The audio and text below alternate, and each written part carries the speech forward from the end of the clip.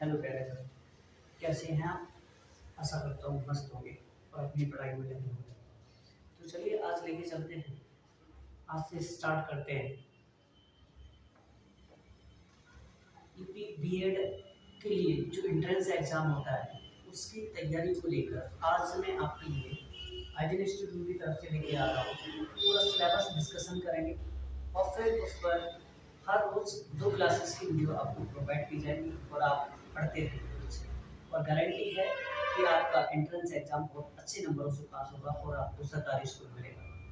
बस भरोसा रखना और इस मैदान के साथ में धैर्य के साथ पढ़ाई करते रहें। तो चलिए आज मैं डिस्कशन करता हूँ इसके सिलेबस का। ठीक है, तो सिलेबस के बारे में देखते हैं क्या क्या चीज़ें हमें पढ़ने को मिलेगी। तो मैंने पूरा सिलेबस निकाल के रखा होगा यूपी बीएड के लिए, तो मैं आपको पूरा डिस्कस करूँगा कि बीएड में क्या क्या चीज़ पूछी जाए। ठीक है, मैं पूरा सिलेबस बोर्ड पे लिखूँगा तो आप उसका स्क्रीनशॉट ले लेना और उन चीज़ों को देख लेना। चलिए तो देखते हैं यूपी बीएड।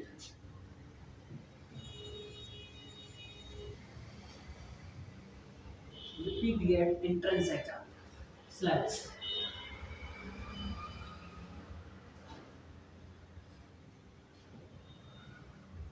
ओके, तो इस सिलेबस के बारे में हम डिस्कस करेंगे। सबसे पहले मुझे मोटे मोटे तौर पे मैं आपको सिलेबस के बारे में जानकारी दूंगा। जैसे कि मुझे पढ़ना पड़ेगा इंडियन इंडियन हिस्ट्री, और हिस्ट्री में तीनों पार्ट्स जो आपका मिडाइवल है, ठीक है, एसेंट, एंशियंट, मिडाइवल, मॉडर्न, ये हमें आपको तीनों आपको पार्ट्स पढ़ने पड़ेंगे। ठीक है, हिस्ट्री में तीनों पार्ट्स आपको पढ़ने पड़ेंगे। इसके बाद मुझे क्या पढ़ना पड़ेगा? इंडियन ज्योग्राफी को पढ़ना पड़ेगा, Indian geography, Indian and world दोनों पढ़ने।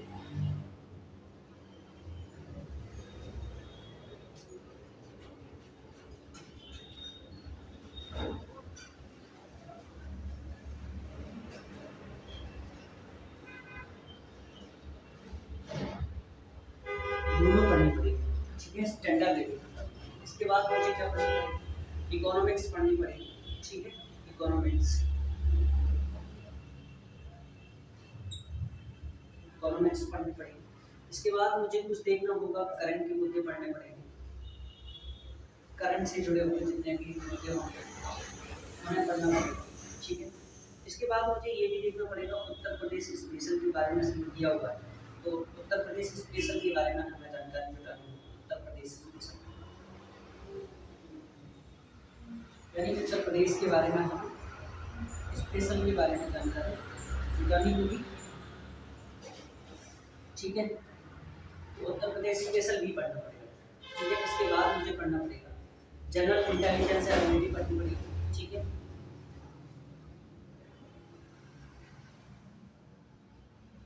जनरल इंटेलिजेंस या इंटेलेक्चुअल इंटेलेक्चुअल एबिलिटी, ये पढ़ना पड़ेगा। ठीक है बेटा, इसे नोट कर लेंगे सभी बच्चे, जितने जो भी बच्चे बीएड का एंट्रेंस करना चाह रहे हैं, और वो जितना भी मैं डाटा दे रहा हूँ ये ऑथेंटिक डाटा है, आप इसे नोट कर लीजिए। तो मैं आपको बोर्ड पे नोट कर रहा हूँ और आप भी इसकी शॉट लेके अपने कॉपी के अपनी लैब में चिपका लेना, ये सब बना। ठीक है, तो मैं लिखता जा रहा हूँ और आप भी इन चीज़ों को लिखते जाएंगे। जो इंटरनेशनल जितनी भी सारी इवेंट्स हो रही होंगी वो हमें सारी इवेंट्स के बारे में भी पढ़ना पड़ेगा। ठीक है, इसके बाद में मुझे और क्या पढ़ना पड़ेगा? बिजनेस के बारे में भी पढ़ना पड़ेगा। बिजनेस के बारे में भी इसमें स्पेशल दिया होगा, बिजनेस के बारे में भी मुझे पढ़ना होगा। और लास्ट अपना टॉपिक है इन्वायरमेंट, इसको भी कहीं ना कहीं हमें पढ़ना पड़ेगा। इन्वायरमेंट के भी बारे में जानकारी जुटानी। तो ये नॉर्मली जीएस के क्वेश्चन हैं जिसमें हम छोटी छोटी चीज़ों को सब मुद्दों को अवेयर करते हुए पढ़ रहे होंगे। ज़्यादा डेप्थ में जाके नहीं पढ़ना है, मास्टर नहीं बनना है, नॉर्मली जानकारी जुटानी क्योंकि एंट्रेंस एग्जाम। ठीक है, इसके बाद में हमें हिंदी में क्या पढ़ना पड़ेगा? आई होप ये आप देख पा रहे होंगे, इंडियन हिस्ट्री, इंडियन हिस्ट्री में एसेंट, मेटावर और बॉटम तीनों पढ़नी पड़ेगी। उसके बाद इंडियन ज्योग्राफी में इंडियन एंड वर्ल्ड ज्योग्राफी हमें वो भी बेसिक से पढ़ना पड़ेगा काफ़ी हद तक डेप्थ में जाके।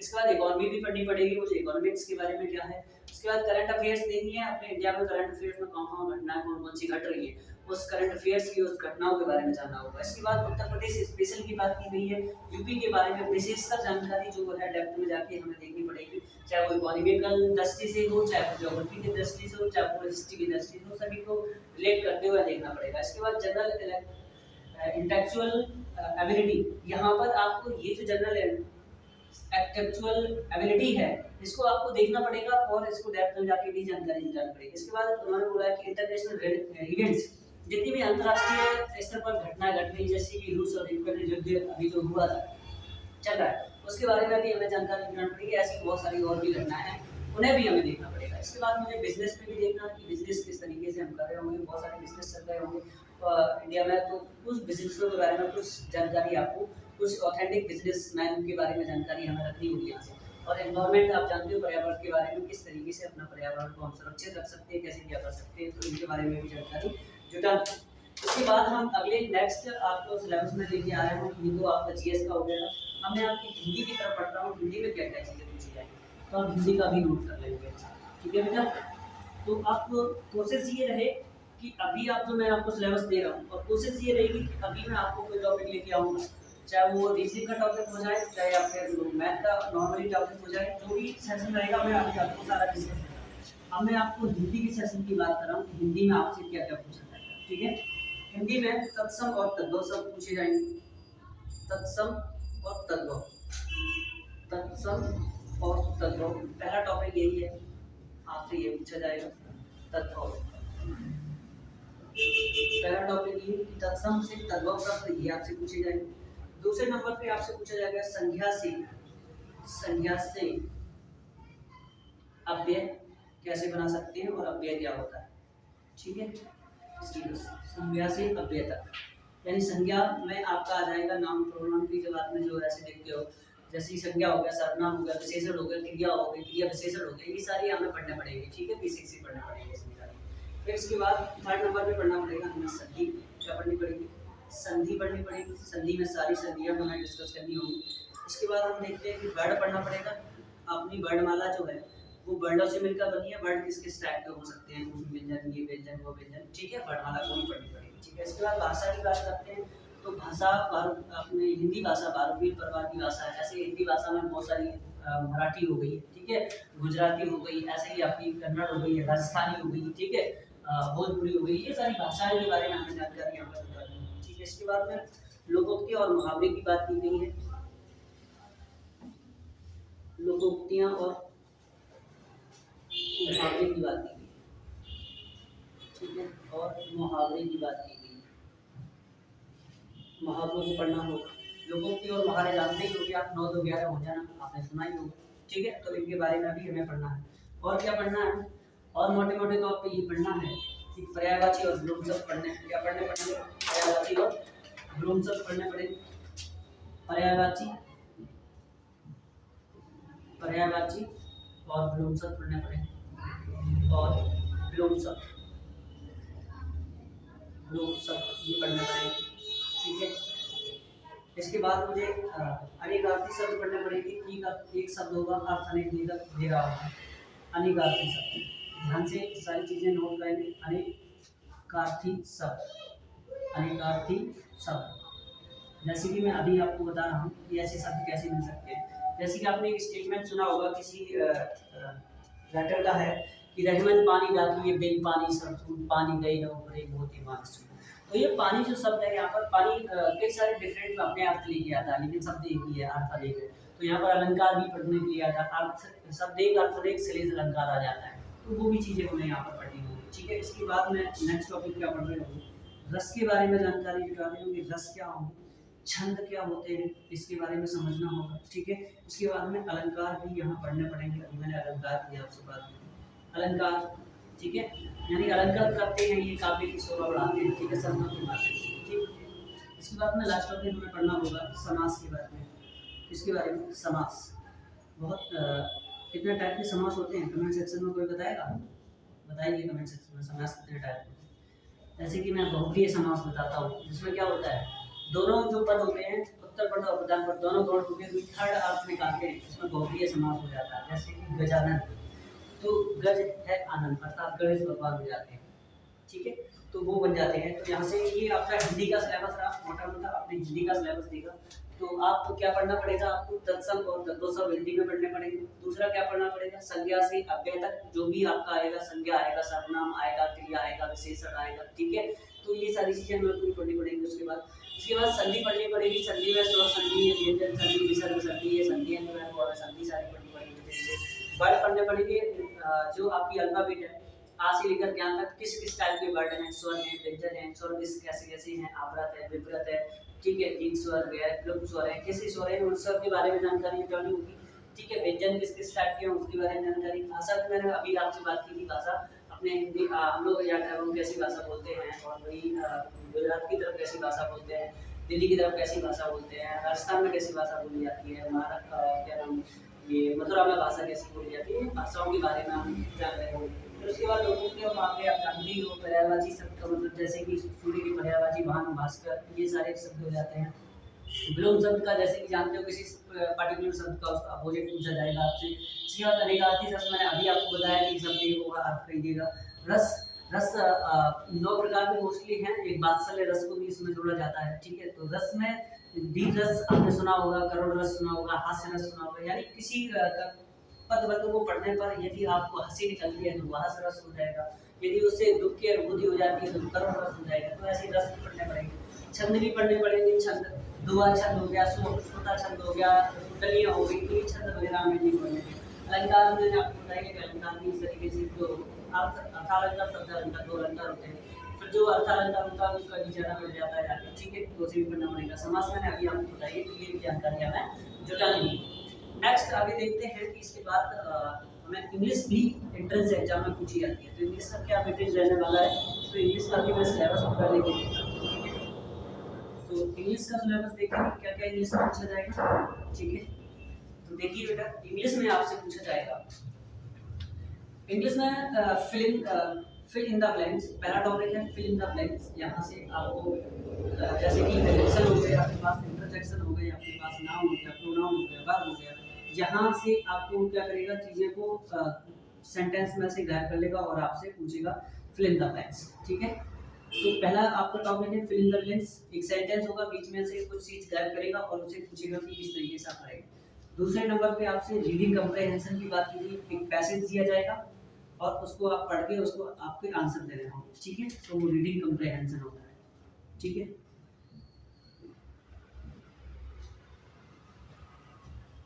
You are understand. Third number पे आपसे पूछ रहा है कि स्पेलिंग एरर, कुछ स्पेलिंग दी जाएंगे आपको और उसमें पूछेगा कि इसमें क्या गलती है, कौन सी सही है, ठीक है, स्पेलिंग एरर आपसे पूछेगा। 4 नंबर पे आपसे पूछेगा वन वर्ड सब्स्टिट्यूट्स, यानी कई सारे शब्द होंगे और उनमें से एक शब्द, उसका एक शब्द क्या हो सकता है, ठीक है। जैसे कि ओमनिवोरस, ओमनिवोरस का डिटेल्स होता है ऐसा व्यक्ति जो सब कुछ खा लेता हो, तो उसे क्या बोलते हैं, ओमनिवोरस, ठीक है। तो ये वन वर्ड सब्स्टिट्यूट्स आपको पढ़ना पड़ेगा, ठीक है, इंग्लिश में पढ़ना पड़ेंगे। हिंदी में क्या होता है, अनेक शब्दों का एक शब्द, ठीक है, इसे वन वर्ड सब्स्टिट्यूशन। नेक्स्ट आगे आपको पढ़ना पड़ेगा आइडियम फ्रेजेस, जैसे कि नहीं मुहावरा और उक्तियां बोलते हैं, ठीक है, हिंदी में, ठीक है, आइडियम्स एंड फ्रेजेस, ये भी पढ़ना पड़ेगा हम लोगों को, ठीक है। लेकिन ध्यान रखेंगे सारी चीज़ों में, आपको सारी चीज़ें बहुत बेस्ट तरीके से मिलेंगी। आप थोड़ा सा ध्यान रखेंगे, पैसेंस रखेंगे, हर मुद्दे को मैं बहुत अच्छे से एनालिसिस करूँगा। इसके बाद आपको एंटोनिम्स सिनोनिम्स पढ़ने पड़ेंगे, ठीक है, एंटोनिम्स एंड सिनोनिम्स, ये भी आपको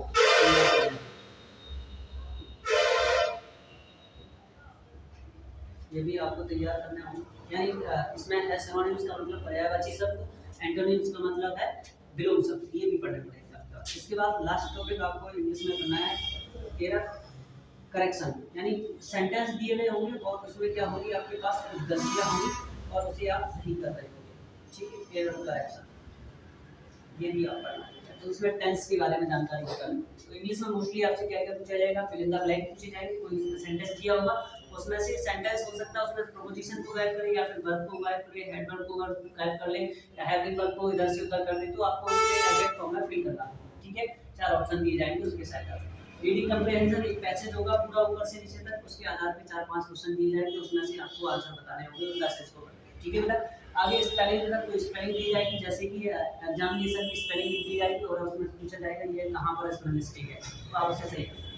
आगे कन्वर्ट सब्जेक्ट मैंने अभी बताया कि बहुत सारे वर्डों का एक ग्रुप बना के एक आंसर मिलेगा, तो वो वन वर्ड हो गया। आइडियल फ्रेजेस का मतलब है मुहावरे और लोकोक्ति, ये भी इंग्लिश में आती है, तो इंग्लिश के अकॉर्डिंग होता है, तो उस तरीके से हम उसे डील करेंगे। नेक्स्ट आपको पढ़ना पड़ेगा एंटोनिम सिनोनिम्स, यानी विलोम शब्द और पर्यायवाची शब्द पढ़ना पड़ेंगे। इसके बाद मिरर कंप्रीहेंशन करेक्शन, यानी कोई भी चीज सेंटेंस होगा या फिर कुछ चीज होगी एरर आ रही है उसको हम सही करेंगे।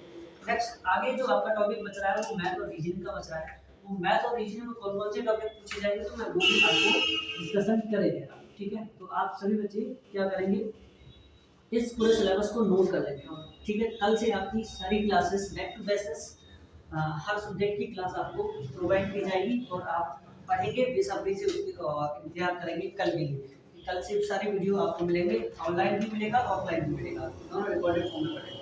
तो रीजनिंग का क्या सिलेबस रहने वाला है, तो रीजनिंग का सिलेबस नोट कर लें, ठीक है। तो रीजनिंग का मैथ दोनों साथ साथ दे देता हूँ, मैथ और रीजनिंग का दोनों को साथ साथ दे दे रहा हूँ सिलेबस, तो देख लें। पहले आपको रीजनिंग में क्या पढ़ना पड़ेगा, कोडिंग डिकोडिंग पढ़नी पड़ेगी। क्या पढ़नी पड़ेगी, कोडिंग एंड डिकोडिंग, ये चैप्टर पढ़ना पड़ेगा। कोडिंग डिकोडिंग पढ़नी पड़ेगी, ठीक है। नेक्स्ट अगला टॉपिक है वेन डायग्राम, आपको ये पढ़ना होगा वेन डायग्राम। बिल्कुल सिंपल होते हैं ये चैप्टर्स, रीजनिंग में बिल्कुल आपको बहुत मस्त मजा आएगा तो मेरे साथ पढ़ोगे। इसके बाद आपको न्याय एंड निबंध, जैसे इंग्लिश में बोलते हैं जुडिशियल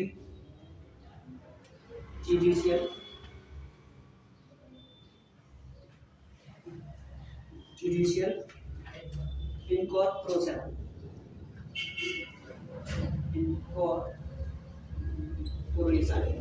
ठीक है। इसे न्याय और निबंध नहीं बोलते हैं, ठीक है। अगला चैप्टर आप वॉच, इसे बोलते हैं घड़ी, ठीक है, इसे पढ़ना पड़ेगा। नेक्स्ट अगला टॉपिक जो आपका है वो कैलेंडर का है, सब जानते हो कैलेंडर आप लोग देख के रहते हैं, ठीक है। कैलेंडर पढ़ना पड़ेगा, ठीक है। इसके बाद नेक्स्ट अगला टॉपिक आपको पढ़ना पड़ेगा ब्लड रिलेशन, आप जानते हो अपने रिश्तों को चाचा नानी नाना बोलते रहते हो, ठीक है। तो ब्लड रिलेशन पढ़ना पड़ेगा मुझे, ठीक है, ब्लड रिलेशन। अगला टॉपिक क्या पढ़ना पड़ेगा, इसके बाद में हमें डायरेक्शन पढ़ना पड़ेगा, अर्थात दिशाओं के बारे में ज्ञान होना चाहिए, ठीक है। नॉर्मल ज्ञान जैसे मैं बता कितनी दिशाएं होती हैं आपको कितना पता है, मोस्टली आपको 4 दिशाएं बताऊंगी, पूरा क्वेश्चन उत्तर का। अच्छा, इसके पीछे वाली भी दिशाएं होती है जिन्हें हिंदी में क्या क्या नाम देते हैं वो भी आपको मिलेगा हिंदी वाले टॉपिक में, बहुत जबरदस्त तरीके से आपको हिंदी में पढ़ना है, तो आप ध्यान तो रखेंगे, ठीक है। और बहुत जल्दी से कोशिश होगी कि सारा चीज़ें आपको कवर करवाई जाए, ठीक है। डाइस पढ़ना पड़ेगा, जिसे हम क्या बोलते हैं डाइस, पासा पढ़ना पड़ेगा। इसके बाद पजल पढ़ना पड़ेगा, पजल का मतलब है पहेली के माध्यम से आप पहेलियों को सुलझा रहे होंगे और उसे कवर कर रहे होंगे। इसके बाद मैथ वाले टॉपिक स्टार्ट हो जाती है, आपको नंबर सिस्टम पढ़ना पड़ेगा। मैथ में नंबर सिस्टम में बहुत सारे चैप्टर आ जाते हैं, डिविजिबिलिटी आ जाती है, यानी विभाजकता के नियम आ जाते हैं, ठीक है। और इसके साथ में इकाई अंक आ जाता है, ठीक। इकाई अंक के साथ में आप देख सकते हैं भाज्य संख्याएं आ जाएंगी, बहुत सारे इसमें टॉपिक इंक्लूड होते हैं। वो सारे टॉपिक्स में खोल करके एक एक चैप्टर को बहुत बसवीं से पढ़ा रहा होगा, ठीक है। नेक्स्ट आगे देखेंगे आपसे अगला चैप्टर आईसी में मैथ पूछा जाएगा, सीआई एसआई पूछा जाएगा, एसआई एंड सीआई यानी compound interest and simple interest, चक्रवृद्धि ब्याज एंड साधारण ब्याज पूछा जाएगा। अगला नेक्स्ट टॉपिक आपसे स्पीड एंड टाइम की बात की जाएगी, यानी चाल समय दूरी की बात की जाएगी, स्पीड एंड टाइम की बात की जाएगी, इस वाले टॉपिक से पूछा जाएगा। अगला आपका टॉपिक बनेगा प्रॉफिट एंड लॉस, यानी लाभ और हानि। अगर आपको प्रॉफिट चाहिए है तो आपको ज़्यादा में बेचना होगा और लॉस भी होगा। अगर आप व्यापार में जाओगे तो लॉस भी हो सकता है और प्रॉफिट भी हो सकता है, दोनों हो सकते हैं, ठीक है। इसके बाद आपको टाइम एंड वर्क पढ़ना पड़ेगा कि अगर कोई काम करने जाओगे तो टाइम लगेगा, ठीक है। टाइम एंड वर्क ये भी आपको चैप्टर पढ़ने को मिलेगा, बहुत इंटरेस्टिंग सब्जेक्ट ये चैप्टर्स हैं, बहुत मस्त मजा आता है। सिंप्लीफिकेशन पढ़ना पड़ेगा, अर्थात सरलीकरण पढ़ना पड़ेगा, बहुत सारी कैलकुलेशन करने के लिए इसमें पार्ट मिलता है, ठीक है, बेसिक होता है सिंप्लीफिकेशन। सिंप्लीफिकेशन को हमें पढ़ना होगा, यानी हिंदी में बोलेंगे सरलीकरण। फिर इसके बाद में कुछ मक्सलिनियर क्वेश्चन पूछे जाएंगे, यानी एमसीक्यू पूछे जाएंगे आपसे। एमसीक्यू का मतलब मिक्स टाइप के क्वेश्चन होंगे, जिसमें सब क्वेश्चन आपके मैथ के वगैरह के हर चैप्टर से उठा के डाल दिए जाएंगे, विदाउट सिलेबस भी इसमें से कुछ क्वेश्चन यहाँ से आ जाते हैं। तो ये आपका रहा पूरा मैं फिर से डिस्कशन करूँ इसको कि इसमें मैथ और रीजनिंग कौन से चैप्टर आ रहे हैं। तो कोडिंग डिकोडिंग आ रही है, यानी कुछ कोड दिया जाएगा, कुछ सांकेतिक भाषा में किसी चीज को ये बोल दिया गया कि इस मार्कर को पेन कहा जाता है। अगर मार्कर को पेन कहा जाता है तो कलम को क्या कहा जाएगा, ऐसे करके पूछा जाएगा आपसे। जैसे कि कोड कर दिया कि मैंने आपको इस उंगली से, छोटी वाली उंगली से कोड कर दिया, इससे आप पहले लेट जाओगे और इससे आप इस तरीके से जाओगे। आप बचपन में मैडम के सामने इस तरह से करते हो, मैम क्या मैं जा सकता हूँ, तो मैम अपने आप समझ जाती है इसको कोड कर दिया गया, ठीक है, तो वो पढ़ना पड़ेगा। वेन डायग्राम का मतलब है आपसे कुछ 3 चीजें या 4 चीजें दी जाएंगी और उनका रिलेशन पूछा जाएगा। जैसे कि कहा जाएगा कि भारत महाराष्ट्र और यूपी में कौन सा वेन डायग्राम बनेगा। पहले तो भारत के बारे में कहा कि भारत, और फिर उसके बाद महाराष्ट्र की बात की, महाराष्ट्र, और महाराष्ट्र के बाद फिर यूपी की बात की। तो इसमें कौन सा वेन डायग्राम बनेगा। देखो ये दोनों चीजें भारत के अंतर्गत आती हैं और दोनों रिलेशन नहीं रखती हैं, तो कुछ इस तरीके से हम डायग्राम बना रहे हैं। तो ये वेन डायग्राम वाली ऐसे क्वेश्चन आपसे मिलेंगे पढ़ने। ऐसा चित्र आपको बनाना होगा और आप ऑप्शन में से सिलेक्ट कर रहे हो। इसके बाद जुडिशियल कॉर्पोरेशन के बारे में बात की जाएगी, न्याय और निगमन, यानी कुछ ऐसी समस्याएं सामने आएंगी जिसको आपको न्याय देना होगा कि हाँ ये न्याय आएगा, मतलब कुछ ऐसे अनुमान लगाने पड़ेंगे कि ऐसी समस्या लगेगी तो ये परिणाम निकलेंगे, वो वहां से चीजें आपको मिलेंगी।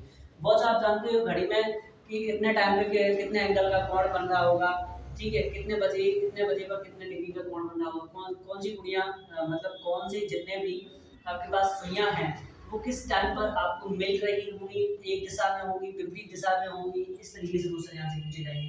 कैलेंडर में पूछा जाएगा आपका जन्म किस दिन हुआ, तो आप उस डेट को फाइंड कर पा रहे होंगे। या फिर आपसे पूछा जाएगा कि आज सोमवार है तो आज के 4 दिन बाद कौन सा दिन होगा।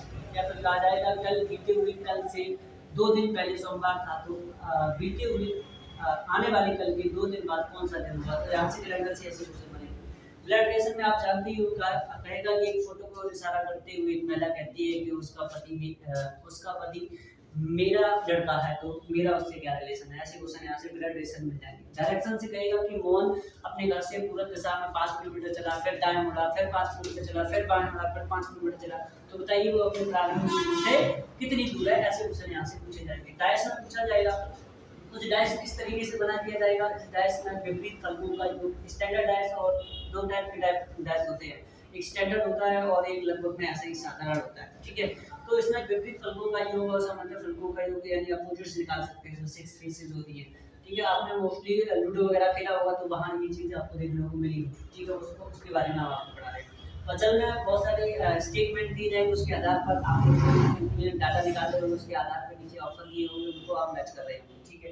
इसके बाद में नंबर सिस्टम की मैंने अभी बात की। मैथ के जितने भी टॉपिक है नंबर सिस्टम में बहुत सारे चैप्टर्स हैं, जैसे कि इकाई अंक हो गया, ठीक है, भाज्य संख्याएं हो गई, ठीक है। इसके बाद में मुझे डिविजिबिलिटी रूल हो गया, ठीक है। तो ये सिंप्लीफिकेशन हो गया, वो इसी में मोस्टली आ जाते हैं नंबर सिस्टम में। एचसीएफ हो गया, वो सब इसी में हम पढ़ रहे हो, ठीक है। इसके बाद कंपाउंड इंटरेस्ट, साधारण इंटरेस्ट, यानी कंपाउंड सिस्टम में चक्रवृद्धि ब्याज और साधारण ब्याज के बारे में पढ़ रहे होंगे। ब्याज तो आप जानते ही होंगे, बैंक से रुपए लेने जाते होगे तो ब्याज देना पड़ता होगा, ठीक है। या फिर किसी व्यक्ति से लेते होगे तो जो एक्स्ट्रा रुपए देते हो वही ब्याज होता है। टाइम एंड स्पीड की बात की जा रही है, अगर आप चल रहे हो या फिर घर जा रहे हो तो आप जल्दी कर रहे हो, टाइम कम लगेगा। अगर आपकी स्पीड कम है और आप घर जा रहे होगे तो आपको बहुत टाइम लग रहा होगा और आप बहुत देरी से घर पहुंच रहे हो। प्रॉफिट एंड लॉस की बात की जा रही है, तो यहाँ पर कोई चीज बेचोगे तो आपको या तो प्रॉफिट होगा या लॉस होगा या नो लॉस होगा, ठीक है, क्योंकि जितने भी चीज बेचोगे तो नो लॉस होगा। इसके बाद देखिए सिंप्लीफिकेशन है, यानी साधारण सिंपल करना है किसी भी चीज को। कोई कॉम्प्लेक्स चीज दी गई होगी मतलब डाटा के साथ में, और उसे आप सॉल्व कर रहे होंगे। मोस्टली बेसिक आइडेंटिटी जो होती हैं, जोड़ घटाना गुणा भाग, इसके साथ में वो और जितने भी आपके ब्रैकेट्स होते हैं, स्मॉल ब्रैकेट, मिडिल ब्रैकेट, अपर ब्रैकेट्स, वेरिएबल बार, उसके साथ में वो आपको बेसिक आइडेंटिटी यूज करने के लिए बोलेगा, आप यूज कर पाते हैं, तो वो ये चीज़ है। इसके बाद में सारी क्वेश्चन फिक्स करके आपसे पूछी जाएगी। मैथ में और भी चैप्टर जो रह जाते हैं उन चैप्टर के भी क्वेश्चन डाले जा सकते हैं, इसलिए एक्स्ट्रा भी चीज़ें हमें पढ़ना जरूरी है। सो थैंक यू गाइस, ये आपके लिए सिलेबस था और इस सिलेबस को आप बहुत अच्छे से अपने नोट कर लेना और अपनी जो स्टडी रूम है उस स्टडी रूम में चिपका लेना और इसको एक एक चैप्टर को हर रोज क्लियर करने की कोशिश करेंगे, देखेंगे कौन सा चैप्टर किस तरीके से हम क्लियर कर सकते हैं।